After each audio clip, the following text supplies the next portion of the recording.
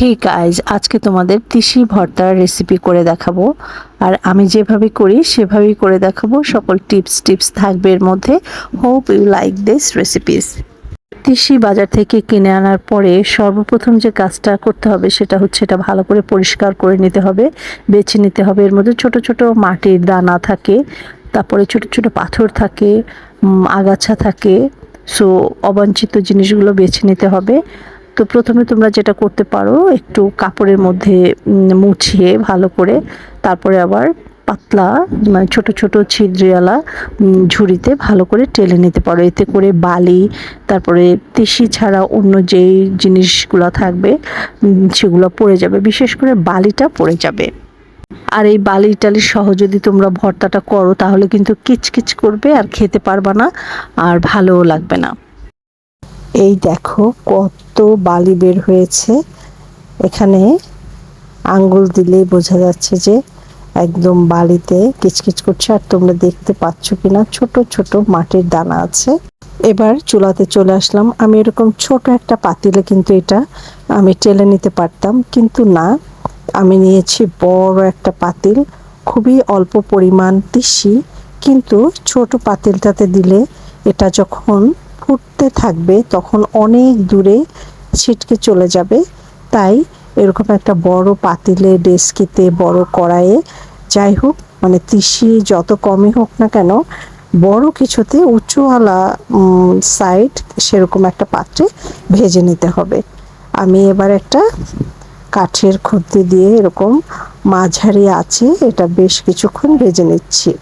খুব বেশি সময় লাগবে না, 3-4 মিনিট ভাজতে থাকলে দেখবা যেটা চিটচিট করে ফুটতে শুরু করেছে। খুবই অবাক কাণ্ড যে এই টিস্যুগুলা এত জোরে ফুটে অনেক দূরে চলে যায়। আমি এত বড় একটা পাতিল নিয়েছি, তারপরেও আমার ধরো প্রায় 100টা তিসি বাইরে ছিটকে পড়ে গেছে। সো এরকম বড় পাতিলে এটা কিন্তু মাঝারি আছে ভালো করে ভাজতে হবে। তোমরা কিছুক্ষণ ভাজার পরে দেখবা যে এটার কালারটা একটু কালচে হয়ে আসবে, আর তখন এটা কিন্তু নামিয়ে রাখতে হবে। তবে বেশি ভাজা যাবে না, তাহলে কিন্তু পুড়ে যাবে। তুমি নিজে একটা স্মেল পাবা, সুন্দর একটা ঘ্রাণ বের হবে। ব্যাস, এভাবে নাড়াচাড়া করে তিসিটা ভেজে নেবে। দেখতেই পাচ্ছ কিরকম ফুটতেছে তিসিগুলো। আমি ভিডিওটা বন্ধ না করে পুরো ভাজার সময়টুকুই তোমাদের দেখালাম। এখন একটা টিপসের কথা শেয়ার করি, সেটা হচ্ছে তোমরা যদি ছোট পাতিলে ভাজতে যাও সেক্ষেত্রে একটা ঢাকনা ইউজ করবা। এরকম একটা ঢাকনা দিয়ে ভেতর থেকে এরকম খুন্তি ঢুকিয়ে নাড়াচাড়া করে করে ভেজে নিবা। তাতে করে আর ছিটে এটা বাইরে পড়বে না। সো ঢাকনা ইউজ করে তোমরা কড়াইও ভেজে নিতে পারো, তাতে করে তিসিগুলোর ছিটকে পড়বে না।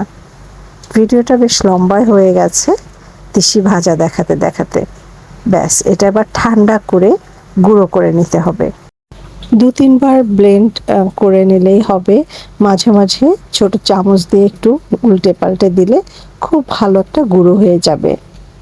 তোমরা চাইলে এটা পাটায়ও বেটে নিতে পারো, তবে ব্লেন্ডারে খুবই সহজ। এই তো আমি গুঁড়োটা বের করে নিলাম, আমার খুব সুন্দর গুঁড়ো হয়েছে। তো এই গুঁড়াটা এখন কন্টেনারে রেখে নর্মাল ফ্রিজে তুমি 1 বছর পর্যন্ত খেতে পারো, কোনো সমস্যা নাই। অনেকে তিসি পানির মধ্যে গুলিয়ে সকালে খালি পেটে খায়, বা সারাদিনে যে কোনো একটা সময়ে খায়, সেভাবেও খেতে পারো। যেহেতু আমি ভর্তা রেসিপি করব, তাই তোমাদেরকে ভর্তা করে দেখাচ্ছি। আমি চুলোর মধ্যে একটা শুকনো মরিচ এরকম করে পুড়িয়ে নিলাম, কোনো ভাজার দরকার নাই। তারপরে সেটাকে হাত দিয়ে একটু গুঁড়ো করে নিচ্ছি, সঙ্গে একটু লবণ দিয়ে নিচ্ছি। আর ঠিক যতটুকু তিসি ভর্তা করব আমি ততটুকুই তিসি দিয়ে দিচ্ছি। এখানে পেঁয়াজ, রসুন, কোনো তেল, সরিষা মানে কিচ্ছু দেওয়ার দরকার নেই, শুধু একটা শুকনো মরিচ আর একটু লবণ দিয়ে এই ভর্তাটা করে নিতে হয়। আর তোমরা যদি বেশি ভর্তা একসঙ্গে করতে চাও তাহলে তিসি গুঁড়ো করার সময় ব্লেন্ডারের মধ্যে শুরুতেই লবণ আর শুকনো মরিচ তিসির সঙ্গে একসাথে মিলিয়ে ব্লেন্ডারে গুঁড়ো করে নিবা। আমি খাওয়ার সময় এরকম অল্প অল্প 1 চামচ করে তিসি ভর্তা করে নেই, একটা কাঁচামরিচ বা একটা শুকনো মরিচ দিয়ে। এটা আমার কাছে বেশি ভালো লাগে গরম ভাতের সঙ্গে খেতে। সো যারা কখনোই তিসি ভর্তা খাওনি, একবার খেলে এই ভর্তার প্রেমে পড়ে যাবা কনফার্ম। আজকে বিদায় নিচ্ছি। রেসিপিটা ভালো লাগলে আমার চ্যানেলটা সাবস্ক্রাইব করার অনুরোধ রইল। সবাই ভালো থেকো। টাটা।